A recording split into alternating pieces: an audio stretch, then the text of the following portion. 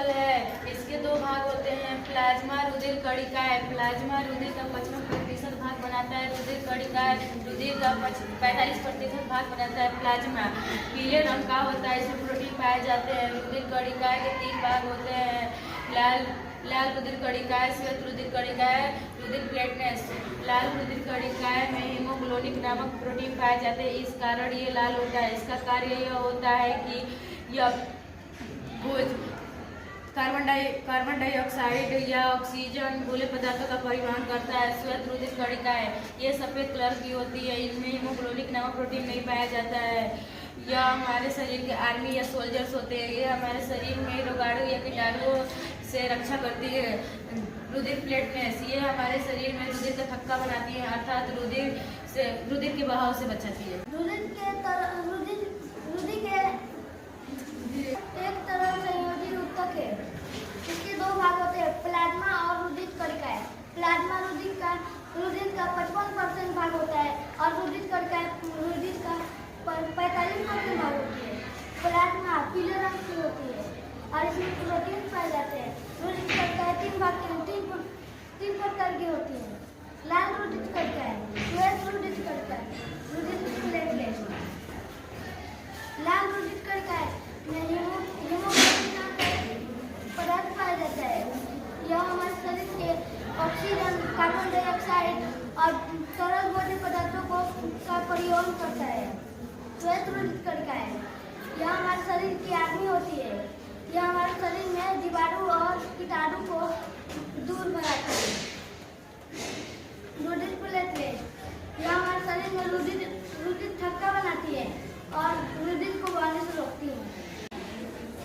हमारे शरीर के अंदर रुधिर तरल संयोजी तत्व होता है और रुधिर में 55% भाग प्लाज्मा का होता है, 45% भाग रुधिर कणिकाओं का होता है। प्लाज्मा पीले रंग का होता है, इसके अंदर प्रोटीन्स पाई जाती हैं एवं रुधिर कणिकाएं 45% होती है और इनके 3 भाग होते हैं, लाल रुधिर कणिकाएं, श्वेत रुधिर कणिकाएं, रुधिर प्लेटलेट्स। लाल रुधिर कणिकाएं हमारे शरीर में कार्बन डाइऑक्साइड, ऑक्सीजन तथा तरल भोज्य पदार्थों का परिवहन का कार्य करती है। श्वेत रुधिर कणिकाएं हमारे शरीर के अंदर शरीर की आर्मी होती हैं, ये बैक्टीरिया और वायरस से लड़ती हैं और हमारी रक्षा करती हैं।